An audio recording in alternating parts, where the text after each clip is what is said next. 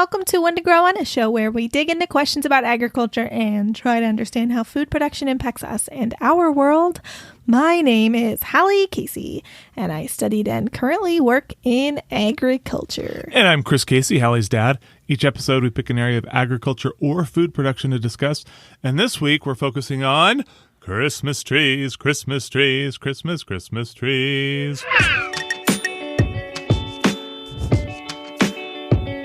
So today we are going to talk about the agronomic information around Christmas trees, a little bit about the history. This is an episode for all people of all faiths, even if you do not celebrate Christmas. So welcome to the Christmas tree episode, everyone. Welcome. It's more about trees than about Christmas, right? Yes, absolutely. Except for I hope you are wearing warm, cozy socks wherever you are. I am wearing no socks, but I am wearing my Baby Yoda PJ pants. Totally counts. Totally counts. So, Dad, what do you know about Christmas trees? I know they're trees. Yeah, great. I know they're often made of fir. Made of fir? What do you mean made of fir? Well, there's Douglas fir and noble fir and what other kind of fir trees. Right, so not like cat fur. I mean, I just assumed it's all the same fir, right? It is not all the same fir. Definitely not. Okay. I mean, and they're trees. Yeah, you said that. So yeah, we got that. I guess okay. That's all I really know. I mean, there's usually, I guess we have some sort of pine tree as our Christmas tree when we've had Christmas trees. I feel like my grandparents once, went out into the field and cut down some sort of Christmassy shaped cedar tree. Oh, that's so cool. Yeah, or what we call, cedar trees here in Central Texas, which are actually ash juniper or whatever. Correct. Yeah, great work. Go me. And they usually have lovely decorations and some sort of ridiculous massive thing on top. Yeah. So botanically speaking, Christmas trees are not very specific. They're kind of just generally a conifer. So a conifer could be, like you mentioned, fir trees. It could also be pines, spruces, etc. So what the term conifer means is it's within this category of seed plants. So that is all plants that make seeds. So we have within seed plants angiosperms. That's plants that flower. So like an apple tree or a sunflower, anything with a flower on it is an angiosperm. And then you have gymnosperms. And means they're doing gymnastics? It does not. It does not mean they're doing gymnastics. Okay. Gymnosperm means naked seed. So sperm meaning seed and gymno meaning naked. Okay. So within gymnosperms, you have a couple of different categories. Ginkgo trees, which we've talked about before, are a gymnosperm. Cycads are a gymnosperm, which are like a kind of palm. And then conifers are also a type of gymnosperm. So that's what conifer means. It is a cone-bearing plant. It does not have flowers, and it makes cones. Okay. So yeah, I think cone-bearing was the thing that I had learned in, I don't know, elementary or high school or somewhere along the way. But there's a little more to it than that. And they bear these lovely cones, and the cones are what contain the seeds. Exactly. Okay. Yes. These trees that we use as Christmas trees don't make flowers. They make instead cones with seeds in them. So if you've ever seen there's really cool videos on YouTube of a pine cone exploding outwards. What? Which is when a pine cone gets ripe, when it's not ripe, but ready, when it's ready, then when it's not ready, all of those little edge guys are uptight, so it kind of looks just like an egg. And then when it's ready, it kind of just pops open and all of the seeds kind of shoot out, which is a great seed dispersal method. And then that's when you get kind of that classic pine cone shape, because it kind of just open. Okay, we're putting a link to one of those videos in the show notes because I got to see this. So let's talk about the history of Christmas trees. So there is a very long tradition of people putting green things in their houses. The Egyptians did it, the Romans did it, the pagans did it. When it's wintertime, it's dark and gross, and there's some green stuff outside. Let's bring it inside and make it nicer inside. We've been doing that for a long time. But the practice of bringing a whole entire tree into your house started in Germany. The church was putting on plays to educate people about the Bible because people couldn't read very well. So they would put on plays showing stories from the Bible. And the 24th of December was celebrated as like the feast day for Adam and Eve. Not really sure what that means, but they would put on an Adam and Eve play. Within the story of Adam and Eve, there is a tree, famously. And so they would bring a tree in from outside as kind of a prop in a play. And they would put like red balls on it if they couldn't source any apples. Whoa. Yeah. So that was like the first time we started putting trees inside of our houses around Christmas time. Eventually, they started adding candles to these trees and other things. And it started looking lovely and people started thinking, hey, that's nice. I'll just put that in my house. So eventually it became a German tradition to actually have a tree around the 25th of December. That was around like the 1500s, 1600s. Eventually, people started emigrating from Germany over west to the Americas, and they kind of took that tradition with them, but it didn't really take off until Queen Victoria in 1848. There was an engraving made of Queen Victoria and Prince Albert, who is German. He's the guy in the can. What? He's the guy in the can. What can? Prince Albert in a can? I don't know what you're talking about, Ted. You've never heard of Prince Albert in a can? Prince Albert and a can? In a can. In a can? Yeah. Why would he be in a... What? It's a joke. You call up a grocery store, you say, do you have Prince Albert in a can? They say yes, and you say you better let him out. Why would they say yes, though? I don't understand. That's a great question. It's tobacco.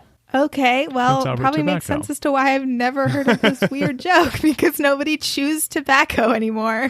It's true. I mean, I'm sure some people do, but yeah. I will say I went to school for agriculture, and we did have signs around the school saying this is a tobacco-free campus, so you can't chew your tobacco or smoke it, because, good for I was them. going to school with, farm folks, and that is not uncommon for some people in some areas of the country. But anyways, great weird old joke, Dad. Thank you. So in 1848, Queen Victoria and Prince Albert and their kids, there was an engraving made. It got put in a couple of magazines, and everyone was like, oh my God, how cool and fashionable, a tree inside the house with candles on it and stuff. So it became kind of a thing. And then in the 19th century, the electric lobby here in the U.S. pushed for an electrically lit tree in the White House, which kind of brought the tradition here to the U.S. Naturally. Eventually, in the late 50s and early 60s, plastic trees and otherwise non-natural trees came into fashion, which we will talk about later, but that's kind of the brief history of the Christmas tree. Okay, super brief. Super brief. Yep. Really quickly before we went into the mid-roll, I wanted to kind of talk to you about your favorite part of a Christmas tree. Oh, wow. Okay. So I used to help my mom decorate the Christmas tree, and it was a lot of fun. And for some reason, there are these two little wooden hand-painted bird ornaments that I always put on the Christmas tree, and I'd always, sort of dig through the ornament box and look for those specific ornaments so I could put them on the tree. I'd try to give them find little places where they could have nests in the branches. Oh, wow. That's so cool. Yeah. And then I really pushed hard for blinking Christmas lights. Oh, yes. Yeah. Because I thought blinking Christmas lights were the coolest. My mom, of course, wanted static white lights. The blinking drove her nuts. But I just, for some reason, really loved blinking Christmas lights. And then at some point we had this giant star on the top of the tree that was basically one big series of concentric circles of blinking lights, and I loved it. I love that. That's awesome. You do also, I don't know when you got this, but had like a little X-wing that plugged into a Christmas light, and so it would like light up different colors. That's true. If I remember correctly. The engines would light up. Very cool. Yeah. I still got that somewhere. I also used to decorate the Christmas trees with your mom and my sister, and I think my favorite part was always at the very end. So like our Christmas trees over the years got more and more elaborate. At one point we were buying like 18-foot Christmas trees and doing the entire tree, and it was like really intense. Yeah. But my favorite part was always at the very end. We would do tinsel. And I know it's not very environmentally sound to be putting strings of plastic on to your Christmas tree, but we would save it from year to year. And so we would like pull it out of this baggie, and it would like always have little pine needles from last year in there. And we would like sprinkle the tinsel on, and it would just look so incredible. This like giant monstrous tree that was just like covered in a bunch of handmade ornaments and like lights and shiny tinsel. It was my favorite. Okay, so I want to make sure the listener understands here, because my first memory of tinsel was, this sort of shiny plastic stuff that was affixed to a string, and then you'd sort of drape the string around the tree, and there'd be the shiny plastic stuff attached to the string, and so you'd have tinsel all around the tree. Now, this tinsel to which Hallie is referring was just the shiny plastic stuff. It was just a bunch of loose tinsel in the bag that they would get up and they would sort of drape all over the tree, and then to clean it up, we'd have to, pick up the individual pieces, and I'm sure we would lose a little bit each year to sweeping or vacuuming or whatever, and then stuff it back in a bag. And yeah, it was a mess, but it did look pretty cool. To be fair, we also had the string kind of tinsel. Like, we really went for a maximalist look with our Christmas trees. Yeah, that was like, I think we hit peak tinsel one year. I don't know. Dad. Yo. You know what people wear every day? What do people wear every day? Underwear. I mean, we'll say most people. I don't want to speak for everyone. That's fair. Most people, most days. We are in Zoom life, so live your bliss. There are very few societal norms that we all have to follow anymore. It's true. If you like, go commando. But if you don't, then you should absolutely check out Nikki.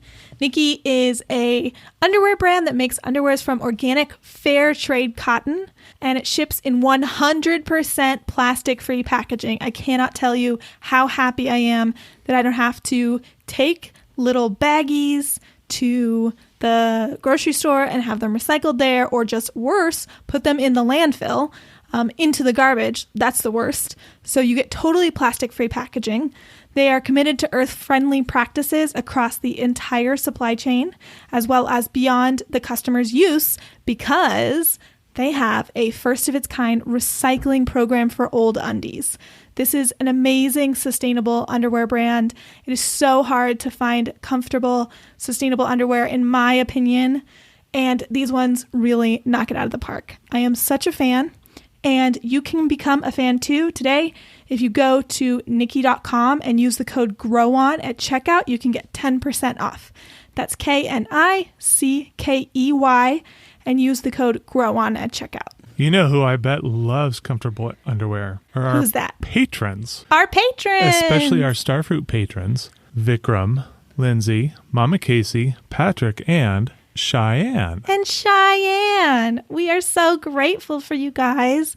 You do the mostest, the absolute mostest. And we are so, so grateful. And we hope that you guys are having a wonderful day wherever you are. Thank you to each and every one of you. Shall we get back to the episode? Back to the episode. So, Dad, do you have a nature fact for us? So, a figure very often associated with Christmas is, of course, Santa Claus. Sure. But did you know that in the Marvel Universe, Santa Claus is the most powerful mutant, according to Cerebro? What? Yeah. In 1991, they declared that he was an Omega-level mutant with abilities that included immortality, weather manipulation, molecular manipulation, immunity to cold and heat, and gravity manipulation. Which, if you think about it, he's going to have to be able to do all that stuff to get around the world and deliver those presents. Honestly, I love that. Like, there's this very, very powerful person, and all he wants to do with his big, strong powers is just go deliver presents to children. Like, when you think about like the traditional Santa Claus mythos, like that's just his job. But the idea of thinking of him as like a mutant, that's not just his job. He just has all these strong powers. And then he made the decision to like, I could do literally anything, but what I will be doing is becoming Santa Claus and taking all these presents to these kids. That's adorable. Does it justify the surveillance, though? Oh, sure it does. Absolutely, Dad. Also, in 1927, the U.S. government issued him a pilot's license. Oh my God, I love that. I love how the United States military is so dedicated to truly collaborating with Santa Claus throughout the years. It's wonderful. It really is. But also the Canadians do it too. Both he and Mrs. Claus have Canadian e-passports. That's amazing. Wait, what's an e-passport? I don't know. I assume it's like some sort of Canadian electronic passport thing. Well, love it. Great work. Terrific. So, do you want to hear about the farming involved with Christmas trees? I can't wait. So, in 2012, which was the most recent numbers I could find, there were 295,000 acres in production for Christmas trees. Is that a lot? Which equated... it's not none acres. It is that's a considerable amount of acres. That equated to about 17 million trees being cut in 2012. That sounds like a lot. There's a lot of Christmas trees around the world. There are a lot. The biggest states here in the U.S. for it are Oregon, North Carolina, Michigan, and Pennsylvania. Oregon and North Carolina are really the two big heavy hitters. Although the interesting thing about Christmas trees, that is not really the same for any other crops, including flowers, is that Christmas trees are very often procured close to your region just because, one, they're alive, so they need to be taken care of well so that you can have a long Christmas tree life. Yeah. And two, they're also really big and hard to move. So flowers are alive and you want to have as long shelf life as possible, but we get a lot of our flowers from South America and Europe. But they're really, really small, so it's not that hard to move. A giant Christmas tree, very hard to move around the world. So Christmas trees are very often procured within your region. You do have Oregon supplies a lot of the Christmas trees on the West Coast. North Carolina does a lot of the East Coast. But here in Texas, a lot of the Christmas trees that we see are just grown here in Texas. Oh, cool. I had no idea. Yeah, pretty cool. There is one, I mentioned Oregon does a lot of the West Coast Christmas trees. There is one farm that is exceptionally large. I think it is the largest Christmas tree farm in the U.S. It's called Holiday Tree Farms, and they do about 1 million trees per year. But still, if you think about 17 million, more than 17 million trees, that's not even a tenth of the market. So are we going to get into this later? How long does it take to grow a Christmas tree? Yeah, so Christmas trees take 6 to 10 years usually. So there's this giant farm in the Pacific Northwest that, sort of every 6 to 10 years, they cut down a giant swath of trees and then plant new ones and then rotate out, I guess, the rest of their acreage over time. So I think what's more common with Christmas tree farming, and I'm sure it depends on the farm, is you kind of have what's called nurserying, where you have some older growth trees next to smaller trees so that once those older trees are cut down, the smaller trees have room to grow. So it's kind of interplanted and staggered based on age. Yeah. Okay. The most common Christmas tree types are Fraser fir, Douglas fir, Colorado blue spruce. I think the last year I had a pine tree, which is not represented on the most common, but it was adorable and I loved it. It was a cute little Christmas tree. About 3/4 of Christmas tree farms sell retail. As I mentioned, a lot of Christmas tree procurement is very localized. So this is a huge amount. You have about half of Christmas tree farms that do at least some wholesaling, but the majority, 75%, do a good amount of retail. So that is a lot of local sales. So the pop-up tents that sell the Christmas trees, those are basically the people that grew them? Is that what you're saying? So sometimes those pop-up tents are wholesale, but sometimes they are just run by farms. So last year I got my Christmas tree from a nonprofit here in town where it's a fundraiser for the Boys and Girls Club, and they buy wholesale trees and then sell them here in Austin. Got it. But a lot of Christmas tree farms do at least some local retail where you can come out and you can pick your own tree, you can cut your own tree down, you can pick it out of a pile, or they take it into town and they set up in a parking lot or something like that. There are some Christmas tree sales cooperatives where some farmers all come together and they rent out a parking lot together. There's a lot of different models, but yeah, it is quite localized. Most of those smaller farms are often retirement projects for folks who maybe are from that area and their family has been doing Christmas tree farming, or they were a farmer and they want something that's a little bit more hands-off. Not that Christmas tree farming is easy, there are definitely difficulties with it, particularly like the weather. You know, it's real cold when you have to go out there and cut all the trees down. Sure. But like generally you're doing less year-round maintenance because so many of your crops are just perennial. A lot of the larger ones are, you know, full-time operations, but those smaller ones can be retirement options. Cool. So how much money is in Christmas trees? So wholesale, it's around like between 250 and 500 million. I found a couple of different sources from different extension documents as well as industry publications, and that's about the range I saw. And then for retail, it can be like upwards of 2 billion. So that includes wholesalers who bought Christmas trees from farmers and then sold them retail, as well as farmers selling directly to retail. Christmas is big business. It's big, big business. So I promised earlier that we would talk about this. Let's talk about fake Christmas trees. Okay. So most fake Christmas trees are made of what's called polyvinyl chloride, also known as PVC.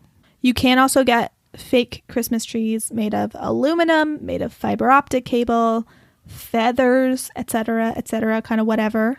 Most of the fake Christmas trees, like most of them, are all made in China. How would you like to be a bird and see a fake Christmas tree made of feathers? Oh my God. That would be so hurtful, I feel like. That would like be that's horrifying. Your home. Yeah. Oh my God. So the fundamental question I feel like everyone has when it comes to Christmas trees is like, which is more environmentally friendly, a natural tree or a fake tree? So that's what I wanted to get into here. Okay. So here's like a little bit of the pro-con breakdown. Or first, actually, Dad, I wanted to know, do you guys do a fake tree or a real tree? I don't know. So when we do trees, we've done real trees. We haven't done trees in the last couple of years, just because, I don't know, effort, I guess. And we need to clear out the space where we would put the tree. I know historically growing up, we always had real trees, although later in life, my parents or maybe just my dad got a fake tree. His parents had a fake tree, I believe, that they would get out every year, and they used it for, 20, 30 years or something like that. So it's been a mix for me. My mom's parents always had real trees, so I was most familiar with real trees. Same. Like you said, we always did real trees growing up. I've only had like a Christmas tree once. I have like put Christmas tree ornaments on my houseplants before, which is how I did it all throughout college and grad school. There you go. And then last year was my first year getting like a real actual tree, which was really fun. So here's kind of the pro-con breakdown. All right. Fake trees are made of plastic. Yep. That requires a lot of oil, right? Because it's an oil byproduct. So that's like a lot of energy, a lot of non-renewable resources. They're also made in China, so it's a lot of transportation. Real trees require agricultural inputs. Typically, this is like a lot of pesticides to keep the trees looking nice. They do also require pruning and maintenance as they live for between 6 and 10 years. So that's like a lot of work. And can be a lot of petroleum if that is what is driving the trucks around the Christmas tree farms. Okay. The other big consideration with real trees is where they go at the end of their life. So if they go to the dump, then they just decompose and produce a lot of methane, versus if they are taken away and chipped and made into mulch and, recycled, or if they go and do something else where they're not just decomposing in the dump. Turn it into dillo dirt. Yeah, they can totally be composted for sure.